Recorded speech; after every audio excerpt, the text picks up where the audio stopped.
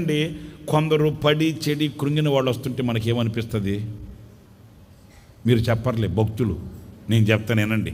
అట్లాంటి వాళ్ళు పడి కృంగి చెడిన వాళ్ళు వస్తుంటే మనకేమనిపిస్తుంది అంటే, అబ్బా వస్తున్నాడు రా నాయనో అనిపిస్తుందా లేదా? అమ్మో బాబు వస్తున్నాడు రా దేవుడు, వీడు మళ్ళా మనల్ని పట్టుకుంటాడు రా స్వామి, ఒక 5 నిమిషాల ముందు లేచి వెళ్ళిపోతే బాగుండే మాట రా బాబోయ్ అని అనుకుంటామా? వాళ్ళ మీద మనకు దయ కలగదు, వాళ్ళ మీద మనకు కటాక్షం కలగదు. కానీ మన ప్రభు అలా కాదు. మనం దూరంగా చూడగానే ఆయన చేతులు చాపి, మనం చూడగానే మన మీద ఆయనకి ఏం కలిగిందంట? కటాక్షం.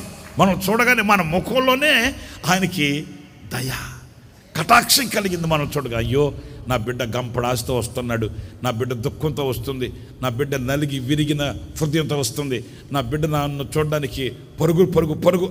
ఇక చూడండి, ఆ బిడ్డను చూసినట్లుగా తండ్రి చూడగానే ఆ బిడ్డ మీద తండ్రికి కటాక్షం కలిగిందంట. కటాక్షం కలిగిన తండ్రి అంటున్నాడు, నీవు నాతో చెప్పింది నేను నీకు చేస్తాను.